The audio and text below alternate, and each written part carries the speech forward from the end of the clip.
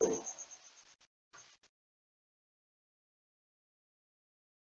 दोस्तों, स्वागत है आपका अपना YouTube channel black book race में। ब्लैक बुक रेस में जहां आपको OWS, सैनो एंटो और ईडीएम का क्लास मिलती है। ठीक है, चलिए। तो ये है OWS का पार्ट 6 वीडियो, यानी 6 नहीं होगा, 5 होगा। ये पार्ट 5 वीडियो है OWS का, और ऊपर आपको चैनल का नाम दिख रहा है। ठीक है, आप यहाँ पर जाकर के कमेंट भी कर सकते हैं और अपनी बातों को शेयर भी कर सकते हैं कि आपको दिक्कतें कहाँ आ रही है। जो हम वीडियो डाल रहे हैं, क्या आप उसको प्रॉपर वॉच कर रहे हो, समझ पा रहे हो या नहीं, अपनी परेशानी को भी वहाँ बता सकते हो। और यदि हम हैं दोस्तों, तो आपको वोकैब में सोचने की बात नहीं है, वोकैब सब यहीं से आने वाला है। ठीक है, वोकैब सब यहीं से आएंगे, घबराने की बात नहीं है। बस आप आराम से इसे वॉच करो। ठीक है, चलिए मैं पेज को थोड़ा ऊपर कर लेता हूँ और बिना देर किए अपनी क्लास की तरफ बढ़ते हैं। ये है हमारा पेज फर्स्ट, जिस पर आपको दिख रहा होगा क्वेश्चन नंबर 30, जो कि आप लोग कंप्लीट कर चुके हैं। इससे पहले वाली वीडियो में यानी वीडियो जो है ना, क्लास 4 जो OWS का क्लास 4 वीडियो जो है, उसमें हम लोग 30 नंबर कंप्लीट करवा रखे थे। कैसे याद किए थे इसको? कॉन्वो से, है ना, कि कौन है वो, कौन है, कहाँ से वो आया जो इतनी गाड़ी को एक साथ लाया, है ना, इतनी गाड़ी को एक साथ लाया। यानी ग्रुप ऑफ व्हीकल की बात करता है, ग्रुप ऑफ व्हीकल्स की बात करता है, जो ट्रेवलिंग टुगेदर, जो साथ साथ ट्रेवल करता है। हम आते हैं 31 नंबर क्वेश्चन। इस वीडियो का फर्स्ट क्वेश्चन 31 से स्टार्ट होता है। क्लियर? लिखा है वेटरन, क्या लिखा है? वेटरन। तो यहाँ वेटरन को याद रखेंगे वेटर से। किससे? वेटर से। किससे याद रखेंगे? वेटर से याद रखेंगे। ठीक है, जो होटल में काम करता है। तो वो पहले से भी मतलब पहले से वो कहीं एक्सपीरियंस ले ले रखा होता है इस फील्ड में। किस फील्ड में? होटल वाली फील्ड में, रेस्टोरेंट वाली फील्ड में। ठीक ना? तो वेटर जो होते हैं वो क्या होते हैं? इस काम में एक्सपर्ट होते हैं। क्या होते हैं? एक्सपर्ट होते हैं, यानी कि होटल वाले काम में क्या होते हैं? एक्सपर्ट होते हैं। तो वेटर मतलब क्या याद रखेंगे? एक्सपर्ट। क्या याद रखेंगे? एक्सपर्ट। अपने क्षेत्र में लंबा अनुभव रखने वाला क्या होता है? वेटर कहलाता है ना? तो वेटर को याद रखेंगे जो एक्सपीरियंस्ड है ना, मतलब कि काफी, मतलब कि अच्छा नॉलेज रखता है। तो वेटरन को याद रखेंगे वेटर से, जो कि होटल में काम करता है, लेकिन उससे पहले वो कहीं से मतलब फुल कोर्स कर लिया होता है उसका, कि रेस्टोरेंट में कैसे काम किए जाते हैं, होटल में कैसे काम किए जाते हैं। तो वेटर जो होते हैं वो क्या होते हैं? एक्सपर्ट होते हैं इस फील्ड में। ठीक है, इसका मतलब क्या हो गया? A person with a long experience, जो लंबे समय तक का, है ना, जो लंबा अनुभव रखता है, जो लंबे समय तक का अनुभव रखता है। ठीक है, तो क्या कहेंगे? वेटरन कहेंगे, जो अपने क्षेत्र में लंबा अनुभव रखता है। ठीक है, चलिए आते हैं हम लोग 32 नंबर क्वेश्चन। बस आपको ऐसे ही देखते चलना है, ठीक ना? इसमें कहोगे बस इतना ही, हाँ इतना ही, आप इसी को आप ध्यान से देखो बस, और कुछ करना नहीं है। ये मैथमेटिक्स थोड़ी ना है यार, कि मतलब कि बस इसको बनाने लग जाऊं। ठीक है, तो बस आप इसको आराम से देखिए। ये 32 नंबर क्वेश्चन नोटोरियस लिखा हुआ है, तो इसको याद रखेंगे नाटो से, है ना, नोटोरियस लिखा हुआ है, इसको याद रखेंगे नाटो से। नाटो से, नाटो जो एक ग्रुप है, ग्रुप ऑफ कंट्रीज है, जिसमें बहुत सारे कंट्रीज क्या हैं, मतलब कि समाहित रहते हैं, मतलब उसमें इन्वॉल्व होते हैं। तो नाटो जो होता है, नाटो एक ऐसा ग्रुप है, नाटो एक ऐसा ग्रुप है, ग्रुप ऑफ कंट्रीज हैं, जिसमें बहुत सारे देश एक साथ आते हैं, और कोई दिक्कत होने के बाद अगर एक एक्शन लेता है तो सब के सब एक्शन लेते हैं। अगर आप जीएस पढ़े होंगे तो आपको पता होगा। ठीक ना? तो नोटोरियस को याद रखेंगे किससे? नाटो से, जो कि क्या होता है? एक खच्चर किस्म का ग्रुप है, मतलब बहुत ही बदमाश ग्रुप है ना, कुख्यात है, बदनाम है। क्या है? बदनाम है। क्यों? क्योंकि मान इसमें क्या है, 30 कंट्रीज आते हैं शायद, मुझे जहां तक मुझे याद है। अब इसमें मान लीजिए किसी एक को आप छेड़ दिए, तो बाकी का 29 भी आपको छेड़ देगा कस के। ठीक है, ये तो गलत बात है ना यार, कि हम किसी एक से भिड़े और बाकी 29 भी हमारे, हम क्या है, हमसे भिड़ गया, तो ये हमारे ऊपर क्या हो जाएगा? भिड़ गया तो भारी पड़ जाएगा, ठीक है? तो ये क्या है? बदनाम है, बदनाम है क्योंकि ये गलत रूल को फ़ॉलो करता है ना? गलत रूल को फ़ॉलो करता है कि एक को सताए तो अगले 29 तैयार हो गया, ठीक है? इसका मतलब क्या है? ये बदनाम ग्रुप है, क्या है? बदनाम ग्रुप है। जो नोटोरियस नाम का ये नाटो नाम का जो ग्रुप है, वो क्या है?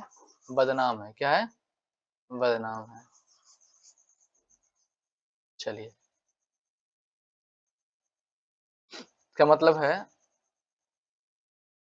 A person who is well known for an unfavourable unfavourable way, यानी कि जो अनफेवरेबल वे में काम करता है ना? जो अनफेवरेबल वे में काम करता है, जहाँ काम करने का तरीका क्या है? गलत है, ठीक है? यानी कि बदनाम किस्म का, ठीक है?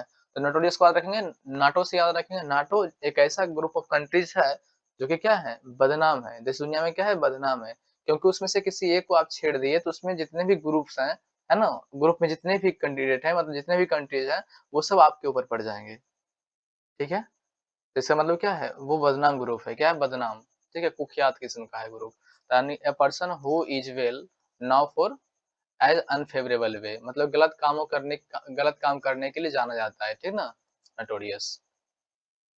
चलिए, हम आते हैं नेक्स्ट क्वेश्चन की तरफ। ये हमारा 33 क्वेश्चन, ये तो आपको दिख रहा होगा। मैं उसी साथ कर लूंगा, नाटो से ही इसको याद कर लेंगे, ठीक है? कुख्यात बदनामी, ऑल फेम। चलिए, ये हमारा क्वेश्चन नंबर 34, क्वेश्चन नंबर 34 को देख लेते हैं। इसमें लिखा हुआ है टोटली ट्रेन, क्या लिखा हुआ है? Totally train. देखो, हम याद करने के लिए बगल में हाथ से एक फिगर बना रखा था, है ना?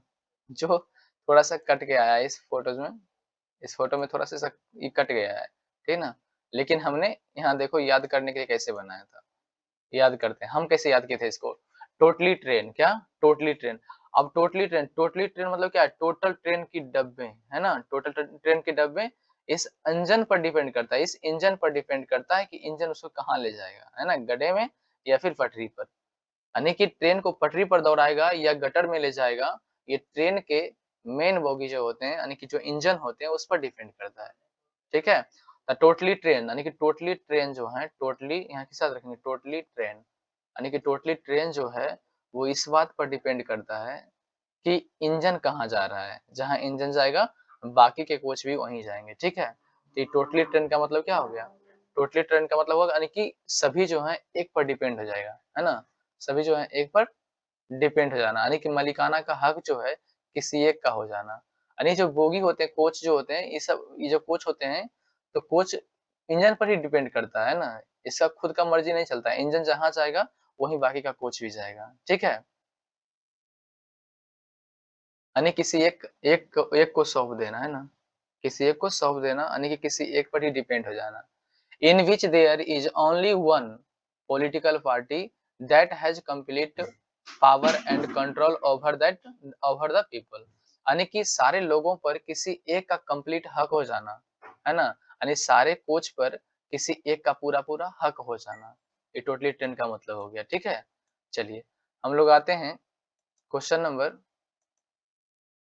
नेक्स्ट स्लाइड में मिलेगा हमको question number 35। Sorry sorry, question number 35 को देखते हैं। मैं इसे थोड़ा ज़ूम कर लेता हूँ ताकि बातें आपको प्रॉपर समझ में आ जाए। बायोप्सी, क्या लिखा हुआ है? ये 35 नंबर क्वेश्चन में लिखा हुआ है बायोप्सी, ठीक है? बायोप्सी, और बायोप्सी मेडिकल फील्ड में एक ऐसा है ना टेस्ट होता है। बायोप्सी मेडिकल फील्ड में एक ऐसा, वायु है ना? बायो मतलब क्या? बायोलॉजी, बायो मतलब बायोलॉजी, और पी मतलब से, पढ़ने से ये पता चलता है। बायोलॉजी पढ़ने से ये पता चलता है। बायोप्सी मतलब क्या है? अगर याद है बायोप्सी, आप लोगों में से यदि कोई जानते होंगे, यानी मेडिकल फील्ड में भी थोड़ी जानकारी रखते हैं, तो आपको पता होगा कि बायोप्सी का मतलब क्या होता है।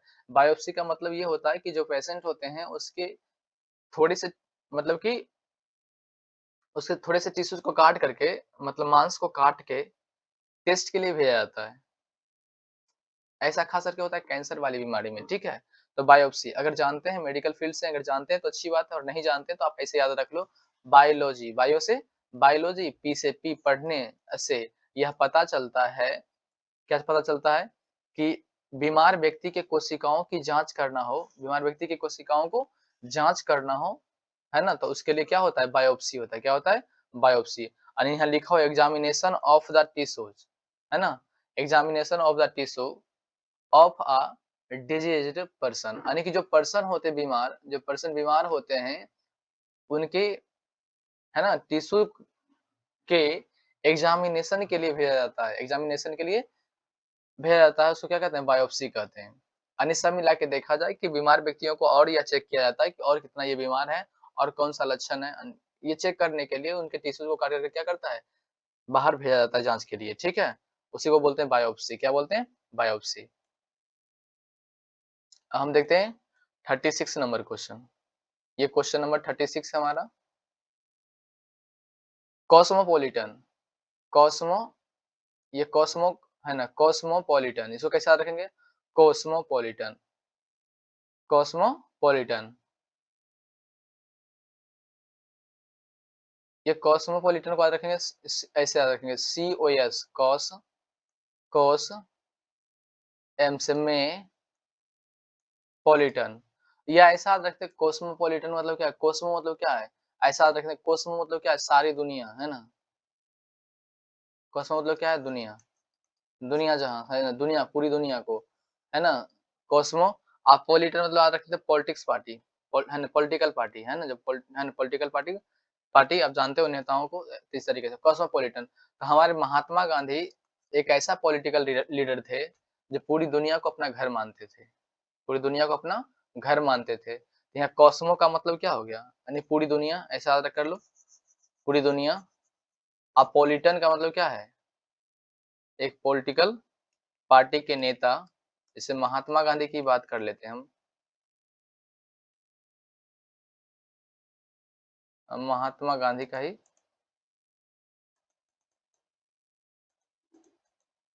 ये क्या हो गया, सॉरी यार, चलिए हम लोग देख लेते हैं, इसको याद रखना है। कॉस्मो है ना, जो अपनी मतलब कि पूरी दुनिया को, पॉलिटन मतलब क्या है? एक वैसा व्यक्ति, एक ऐसा पॉलिटिकल पॉलिटिकल लीडर यानी जो वो एक ऐसा नेता जो पूरी दुनिया को क्या मानता है? अपना घर मानता है। क्या मानता है? अपना घर मानता है, अपनी एरिया मानता है, ठीक है? A citizen of the world यानी कि वो वर्ल्ड का सिटीजन मानता है कि हम ये पूरी दुनिया के लिए हैं, हम ये पूरी दुनिया के लिए हैं। जैसे यहाँ लिखा हुआ है, अगर आप सेकंड पैरा इसका देख रहे होंगे तो यहाँ लिखा हुआ है a person who can make himself herself feel at home in any country यानी कि सारे कंट्री को क्या मानता है? सारे कंट्री में घूमता है और सारे कंट्री को क्या मानता है? अपना घर मानता है, ठीक है? चलिए, ये हमारा 37 नंबर क्वेश्चन, उसी साथ रख लें कॉस्मोपॉलिटन, जो ये पूरी दुनिया को अपना घर मानता है, कॉस्मोपॉलिट है ना, पोलाइट। ये वहाँ कॉस्मोपॉलिटन था, यहाँ क्या है? कॉस्मोपोलाइट है। तो कॉस्मोपॉलिटन मतलब कॉस्मोपोलाइट को कैसे याद रखें? कॉस्मो मतलब पूरी दुनिया को और पोलाइट मतलब पॉलिटिकल पार्टी, है ना? जो पॉलिटिकल पार्टी अपनी पूरी दुनिया को अपना घर मानता है। क्या मानता है? अपना घर मानता है। यानी कि a person who regards whole world as his country यानी कि अपने कंट्री के रूप में उसे देखता है, ठीक है? चलिए चलते हैं नेक्स्ट क्वेश्चन की तरफ। ये हमारा 38 नंबर क्वेश्चन है, 38 नंबर क्वेश्चन।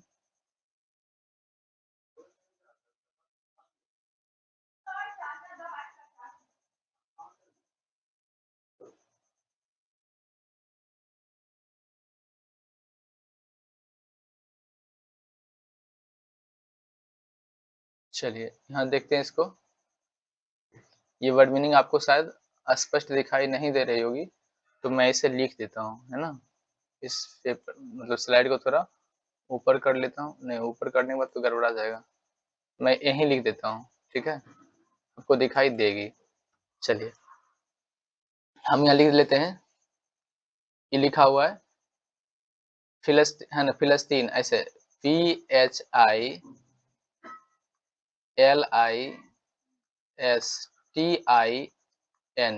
मैं जानबूझ के ऐसा पढ़ता हूँ, मतलब कभी कभी मतलब कि गलत ही पढ़ता हूँ ताकि आपको याद हो जाए, और वो गलत ही पढ़ते हैं तो आपको समझाने के लिए, ठीक है। फिलिस्तीन, इसको कैसे याद रखेंगे? इसको याद रखेंगे पहले, है ना, कैसे याद रखेंगे इसको? पहले, PHILE कैसे याद रखेंगे? पहले, क्या याद रखेंगे? पहले। से, है ना, ऐसे क्या पढ़ेंगे? से। तीन, TINE से, तीन, है ना। यानी पहले से, मुझे पहले से पता था कि वो 3 क्लास तक पढ़ा हुआ है। कितनी क्लास तक? 3 क्लास तक। अब बताओ, कोई भी आदमी अगर तीसरी क्लास तक पढ़ा हुआ है तो उसको क्या कलात्मक चीजें यानी कि कला के बारे में क्या पता होगा? कोई पता नहीं होगा। हाँ, मुझे पहले से पता था कि वो तीसरी क्लास था, यानी कि मुझे पहले से पता था कि वो 3 क्लास यानी कि तीसरी क्लास तक ही पढ़ा हुआ है, तो उसे कला और कलात्मक चीजों का अनुभव नहीं है। यानी one who does not care of literature और आर्ट, यानी जो केयर नहीं करता है किसको? लिटरेचर और आर्ट को। लिटरेचर और आर्ट को जो केयर नहीं करता तो क्या कहते हैं? फिलिस्तीन कहते हैं ना। इस तरीके से जो लिटरेचर और कल्चर को नहीं, या फिर ऐसे याद रखते हैं कि फिलिस्तीन से याद रखते हैं, किससे? फिलिस्तीन, ऐसा बोलते हैं फिलिस्तीन। अब फिलिस्तीन नाम का एक देश है, वो मान लो कि कला और कलात्मक चीजों को नहीं मानता है। ऐसे याद करने के लिए मानता होगा, बट याद करने के लिए ऐसा हम लोग कहते हैं कि फिलिस्तीन जो होता है वो कला और भारत की कला और आर्ट को वैल्यू नहीं देते हैं। ऐसे भी याद कर सकते हैं इसको। तो फिलिस्तीन मतलब क्या है? जो कला और आर्ट को वैल्यू नहीं देता है ना, कला और आर्ट का केयर नहीं करता। One who does not care for literature और आर्ट, ठीक है। चलिए हम लोग चलते हैं नेक्स्ट क्वेश्चन की तरफ। 39 नंबर क्वेश्चन।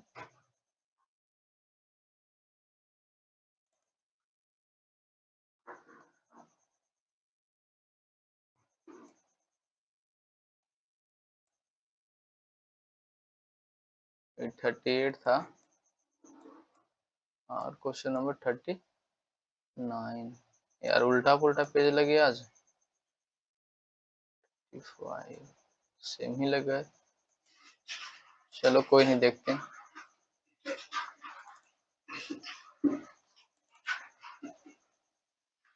हाँ ये रहा 39, ठीक है। आइए इसको देखते हैं।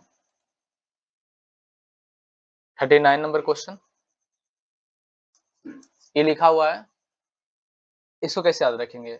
इसको याद रखेंगे, आपको जो पढ़ना है इसको पहले पढ़ लीजिए, और उसके बाद मैं बताता हूँ कि इसको याद कैसे करना है। ओ बी, है ना, इसको याद रखेंगे। ओ बी टू अरे, है ना। अगर मान लीजिए किसी के मतलब अगर कोई ऐसा व्यक्ति है जिसको एक ही बेटा है, क्या है? एक ही संतान है, ठीक है, और वो भी मतलब किसी कारणवश गुजर गया हो, ठीक है। हाँ, या किसी माँ के पास, यानी कि कोई ऐसी माता है जिनके पास एक ही बेटा है, भगवान ना करे ऐसा कभी हो, है ना। लेकिन मान लो, ऐसा समझने के लिए, यार मैं जो कहता हूँ बस समझने के लिए, ठीक ना, उससे गलत अर्थ मत निकालना, ठीक है। ओ बी टू अरे, तो अगर वो किसी कारणवश वो दुनिया से चल बसा तो उसकी माँ कैसे रोएगी? ओ बी टू अरे, है ना, मतलब कि विलाप करेगी तो क्या कहेगी? ओ बी टू अरे, ओ ओ बी टू रे, मतलब कि ओ बेटा रे, या ओ बेटू रे, कि है ना, तुम एक ही संतान था जो कि चला गया। देखो कैसे इसकी माँ विलाप कर रही है ना, इस फोटो फ्रेम में आपको दिखाई दे रहा होगा, क्लियर। तो ओ बीटू अरे, है ना, अब तो याद कर लो यार।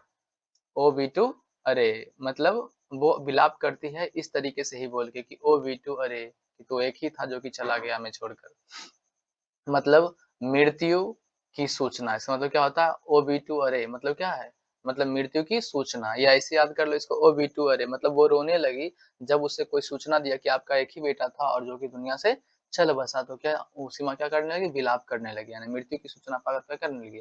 विलाप करने लगी, है ना। Notice of A death of a person, यानी एक पर्सन के डेथ का नोटिस मिलते ही, है ना, वो क्या करने लगी? विलाप करने लगी। कैसे? ओबीटू अरे, तो ओबीटू के बारे में मतलब क्या हो गया?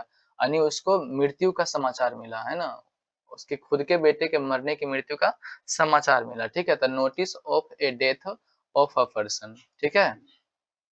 चलिए, ये 40 नंबर, और इस वीडियो का क्वेश्चन लास्ट है ये, कैसे याद रखेंगे? इसको याद रखेंगे जैसे मैं याद किया था। मैं उसी तरीके से इसको लिंक करता हूँ, ठीक ना। फ्यूनेरल का मतलब शोक होता है, यहाँ लिखे हुए हैं वर्ड मीनिंग, है ना, कोई दिक्कत नहीं है उसके लिए। फ्यूनेरल का मतलब शोक होता है, लेकिन ओबीटुअरी का मतलब होता है कि शोक का समाचार पाना, शोक का समाचार पाना, है ना। इसका मतलब क्या हो जाएगा, इसको कैसे याद रखेंगे, आपको जो पढ़ना है पहले पढ़ लीजिए, याद करने की बात हम कहेंगे, हम सिर्फ याद करने पर ही जोर दिए हैं, ठीक ना, ना कि हम इसकी प्रोनाउंसिएशन की बात कर रहे हैं, ठीक।